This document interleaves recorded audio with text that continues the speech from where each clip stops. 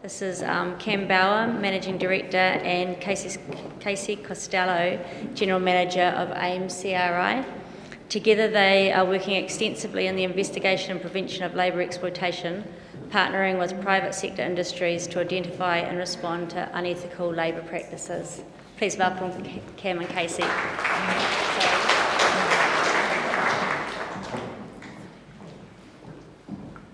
G'day, I'm obviously Cam, and this is my colleague Casey. We make up the management of AIM CRI, stands for Compliance, Risk and Investigations. Hopefully our presentation today takes on a little bit of a different focus, more of a solution delivery instead of analysts of the problem, and we work sort of from the ground up and don't look at the problem downwards and try and fix it that way. So as you know, we'll be talking about identifying and acting on poor labour practices in supply chains. This is the agenda we'll be covering off today.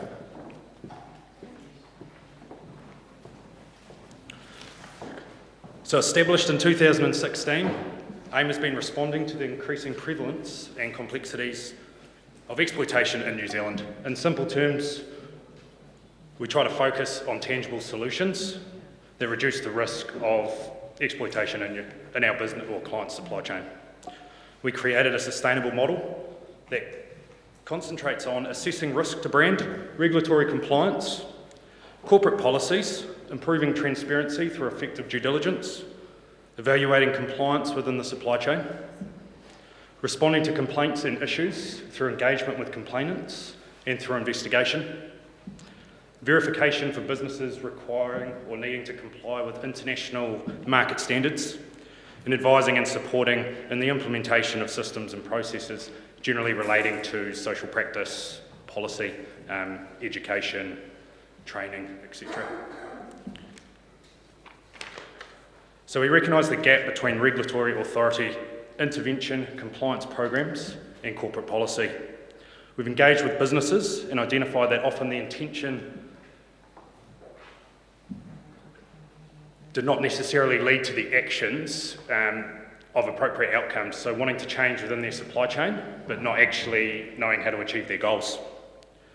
So real people are being victimised, and while businesses are able to maintain a distance or offset accountability, generally through a complex or long supply chain, or lack of resource for the authorities to enforce the issues, or the implementation of processes that do little more than communicate expectations without any verification or compliance. Where brand is placed at risk, the motivation to react or to respond is increased. The what and the how become the problem. We try to do that or help solve that issue in a transparent and independent process.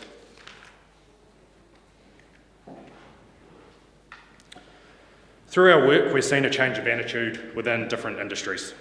This seems to be arising from building awareness of the reality, a higher standards being set in international market standards, greater risk to brand through media and prosecution outcomes. We're also seeing a different level of offending, a more evolved criminal mindset. We're dealing with cross-industry sharing of people, harsher victimisation, re-victimisation, and a seriousness in the offending. A shifting attitude across industries is becoming obvious. It has gone from not happening in their backyard to accepting that it is happening and now wanting to know how to deal with it. Unfortunately, there is still the mindset, rightly or wrongly, that it is the regulator's mandate. The moral and social issue towards modern slavery plays a big part in motivating industry to clean up their own backyard and proactively assist in confronting modern slavery. I suppose a thing that's resonated with me after working with a fair few cases with immigration and the background of dealing with these issues is that clean, green New Zealand invites these people to live in our country, to visit our country, stay in our country. We have an obligation to protect them and help them out of the situations that they're finding themselves in, no matter what the circumstances are. More should be done to not just being seen to do the right thing, but actually doing the right thing.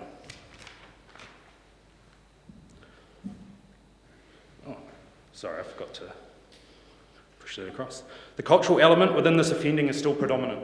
However, same religion, place of worship, features heavily within the blueprint of exploitation.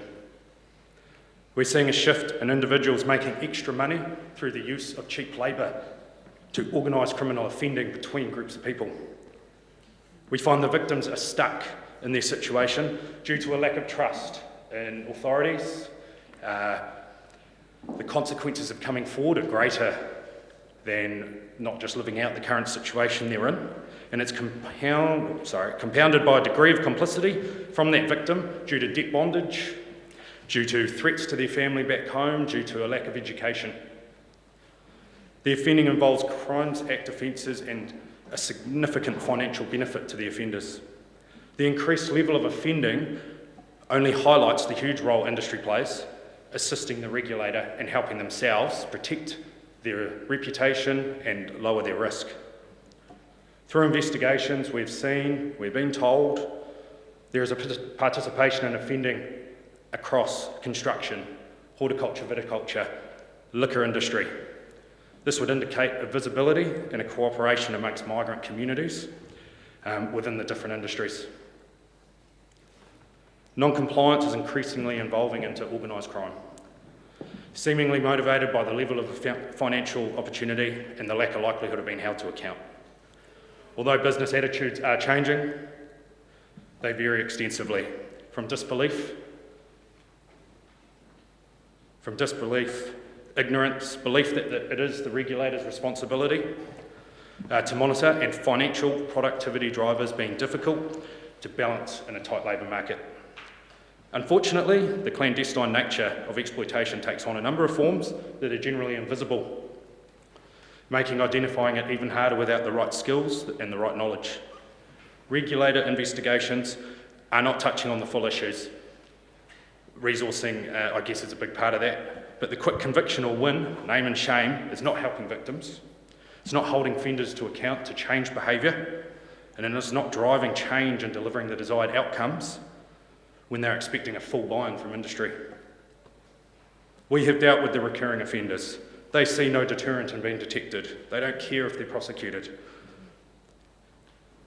If it prevents their revenue stream, they start to care. Their greatest concern also is having to qualify or be accepted into a supply chain management program.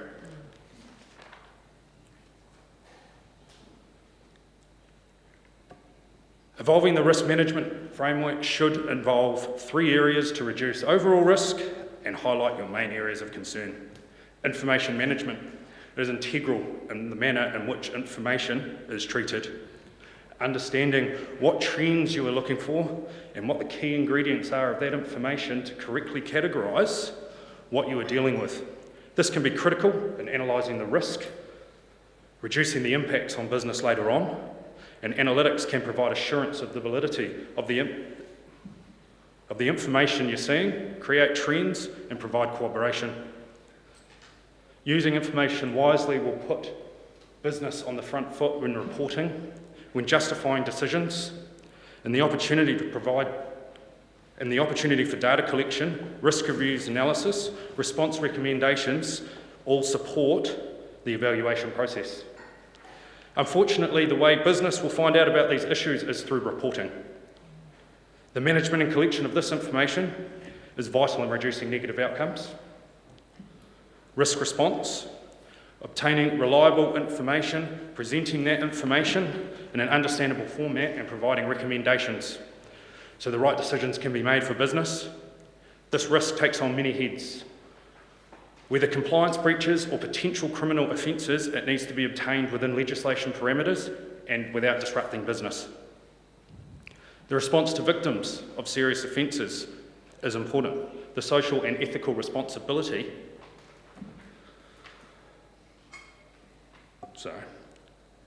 a business has when it occurs in their supply chain is immense to the well-being, the outcome, and the closure for that victim. Risk management, creating a model that deals with risk so disruption is limited and risk is dealt with, and the learnings are taken and adapted into your day-to-day operation. Delivering risk support, compliance verification, interviews, complainant support, investigations, regulatory liaison, and reporting are all part of an evolving, effective framework. Having a critical response capability for immediate interventions as required will also play a big role in collecting the information required to identify the best outcome for all the parties involved.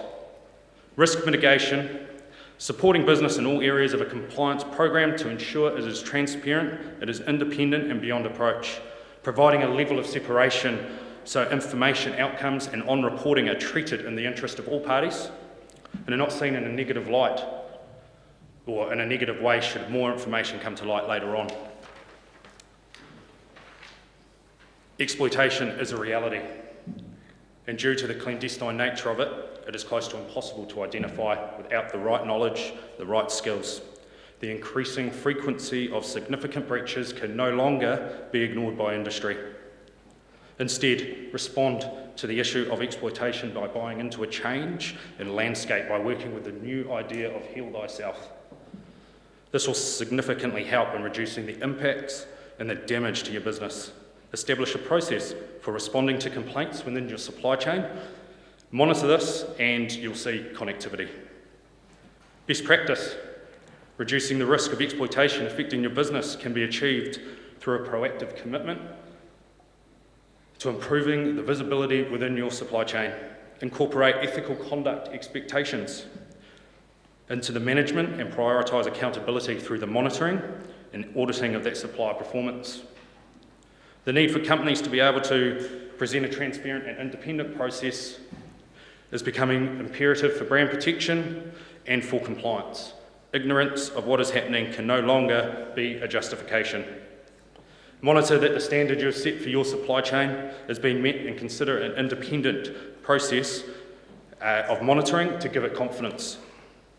We acknowledge that providing a sustainable workforce, when challenged with the complexities of exploitation, is no easy feat. Be proactive. Front-footing the issue will essentially protect your business, improve output, and promote action against social issues and demonstrate accountability. And we've got a little case study now that Casey is going to present, so you don't have to listen to me anymore. Enjoy.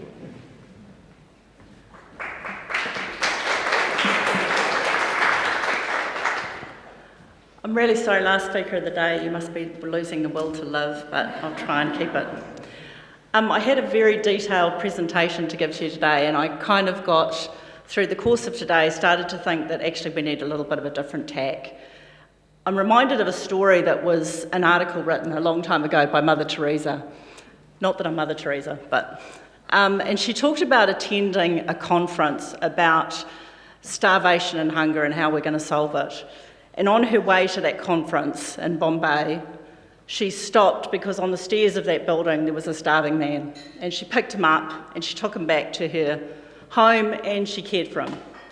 And she was criticised for not attending the conference on the big picture because you can't stop every time there's a starving person and not deal with the big picture. And I thought today there's a lot of people dealing with the big picture. There's a really enormous task and it can be overwhelming. And what we're here to talk about and represent to you is that we're here to stop and deal with the guy starving on the doorstep. There has to be the victim-centric response, and we've been given permission today to talk about Zespri and the work that they've been doing, and a 3-year journey that Natalie Mill and her team started around looking at these issues and responding in a different way and implementing something that was a bit more tangible and was bottom up. Let's look at the victim and respond first and foremost. So the first stage of their process was that they looked at generating a commitment in their contractor program, which was committing the supplier commitment to their code of conduct. And that was the first stage, and they recognised that. Then they implemented and developed a much tighter standard around the global gap and grass commitment around auditing and compliance to that program. But quickly, Natalie and her team recognised that there was a gap, and the gap was that this was a big problem. And when there is a problem, what do you do with it? And how do you respond to it? And what's the independence? What's the autonomy of their process? Are they policing themselves and telling themselves that they're doing a good job? Or is there some external resource to get involved and deal with this? And the first time we were invited into a meeting, and that was when we were confident we were dealing with an organisation that was committed to doing something and not to defer the responsibility and not to evade their involvement in that problem. The first issue we responded to, and within this room and within these rules, we responded to a worker who reported something to a backpacker hostel. And that backpacker hostel happened to have a husband who worked for MSD. And that husband who worked for MSD then contacted Ally, who then started a cycle of communication. And immediately Zespri tasked us to get in a car and go to Opotiki, and get in a car and go to the Hawke's Bay and find these workers who had fled. And that was the response. Not worry about who did it, not worry about what was going to happen to that person who did it, but get in a car and find out what the story was. And that was the first job we got involved with. And then that grew, and that grew into a process where they recognised that the compliance program for the contractors that were in there was really good. That was great. That was evaluating in some aspect whether they were compliant to social practice standards. But what it wasn't dealing with was why be compliant to that standard if you could leave it, be non-compliant, fail the tests, and re-enter again at the beginning as a new Phoenix company with a new token director and a new fake address and start again. What was the motivation to be compliant when it was so easy to come back in? So that was led to a developing solution where they accepted that perhaps maybe some vetting and verification, some due diligence on those that were choosing to enter into this program could be conducted. And that was the next phase, was let's look at this. So now, straight away, you've got a system where it's a lot more incentive to be compliant if it's going to be that much harder to get back in. And that it means something to be approved within that program, and it means something that they want to hold on to. So therefore, that started to identify a risk framework that they were dealing with and identifying the problem children that were causing issues to that supply chain, and they were going to do something about it. And the most telling factor that we found with the doing something about it was then when we did these investigations and we started to identify the risk, they weren't afraid of the information we were giving them. So when the complaints started coming and there was a bit more trust being developed within the industry and people were starting to report and they could see those complaints were being dealt with, and that there was a bit more confidence in that process, we were able to do more in-depth investigations. So when there was an investigation, a complaint that was reported from a single worker, and we looked at that complaint and we built that trust up and we started to look at them, Zespri didn't say, let's just deal with that worker. They wanted to know the truth, and so we did an investigation. And we worked with the regulatory bodies and we presented some information. And through that, last July, 27 exploited workers were located, and Zespri was able to find legitimate work for these people and re-employ them in a legitimate way. And we're talking about serious exploitation, all of the criteria you're talking about, not something 10 years ago, not something a few weeks back, not something overseas, but right here in New Zealand. And so they dealt with it. And what was the most inspiring when they talk about at the top down, when we presented this and we were thinking this is going to be something that's uncomfortable, this is going to be something that's a little bit difficult to deal with, the executive said, well, this is where the rubber hits the road. And they allowed us to do the job. And then when that investigation's done, and whatever has happened with the regulatory body, we are not criticising the regulatory authorities at all. There's a big job for them, and they're under-resourced. and they don't have the capacity, and that's why we're talking about this being all of us working together stuff. But when you do have the capacity to investigate and respond to it and deal with it and present the information and intervene on behalf of the victims, you take those opportunities. And we've been really privileged to work with organisations like Zespri that are willing to do that aren't afraid of looking at their dirty laundry, and more importantly, aren't afraid of showing people and sharing that information. So this investigation worked through and we were able to do things. And the amazing part when you start dealing with that process, that's great. They've dealt with that. But they're not afraid of dealing with the organisations and the contractors that were allowing that to happen, that were aware that it was going on and choose not to know about it or choose to profit from it. So that work continues, and those risk profiles get developed, and we start to analyse that information a bit more, and we keep going on. And that picture, it's scary sometimes, and it's a little bit overwhelming, but Zespri have continued on the journey, and they continue to be committed to it. So now we have complainants that are willing to come forward and speak. Because we're independent, because we're working outside of those regulatory bodies, we can build the trust and we can do things that means we can actually intervene.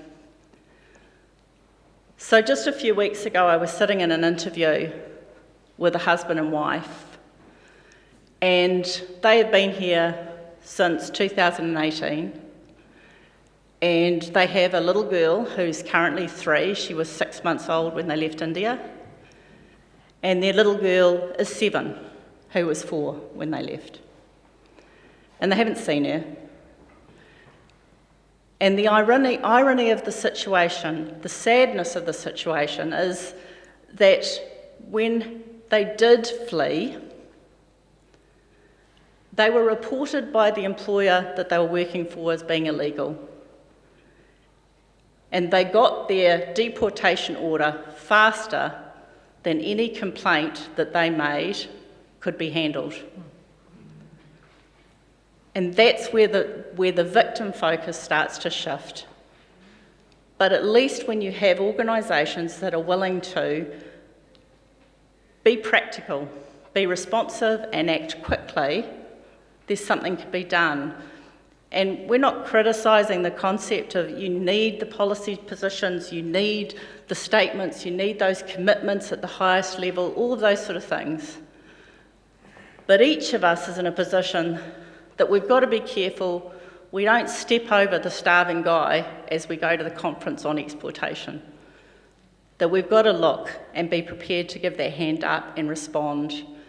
And so part of what AIM and the work that Cam started is that we want to be able to deal more with those complainants and respond and present that information better and do those things. And we've been lucky enough to work with an organisation like Zespri who've taken on that position.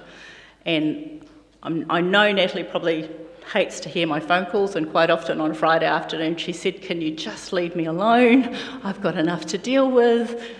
But, you know, every day they get up and go, "Okay, what are we going to do about this?" And I'm sure all of us in this room have that same appetite. But it's just, what do you do tomorrow? And that's what we think. I think we had to start, just pause for a minute and go, what are we going to do tomorrow? And there is things you can do, and it doesn't have to be huge. And the speak up lines and those opportunities is to be able to take that information, be sensitive and careful with it, be careful we're not re-victimising, and that we are hearing the right story and doing the right things in response to that information. When Cam was talking about this idea that the complicitness is a fear, that they're being seen as being complicit in the process, which we have to put to one side. Some of the things that we've done is around independent interpreters. So we use people that aren't government agency interpreters, people that we have good relationships with. That's really useful in terms of building that trust. The big one is that you can't over-promise and under-deliver. And that engagement as part of the conversation that we have is that we can't promise anything, but it can't get any worse than it is now. So, you know, perhaps there's a solution if we know more. And sometimes it's taken us quite a few meetings and conversations to build up that level of engagement so that we can get the full picture. And that's not a quick process, and there's no quick solution. But I think also the risk is that you say, look, I'll solve all your problems. We'll make sure you can't promise that, but all you can say is we'll do our best. And that's where I think with Zespri it's been good that we've been able to work to find some immediate solutions and interventions. One of the things Cam touched on was that the transporting of labour. So what we are seeing is a lot of sharing of labour. So we are seeing them come off the orchard into the liquor store, off the liquor store up to the construction site, those sort of things. So there is a lot of crossover. And it may not be the same company, but there is a network linked, and that's why we were talking about it's a much greater organised crime kind of approach than it was individual employers. There is networks, and that's what we're trying to work through.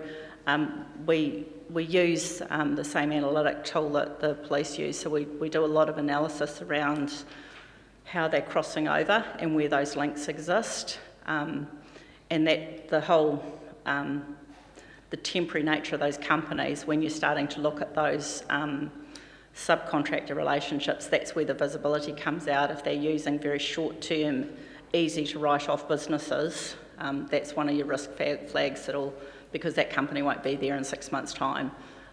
So that sort of stuff, but it's definitely there. I mean, and the thing is, you don't want to discredit. There are great companies that are doing really great things, but there is this element that sits in there that's a transportable commodity that's moved around, and the interviews that we've done have seen a lot of that. That they'll go out and do 2 weeks worth of moving concrete blocks and then back down on the orchard sort of stuff. So.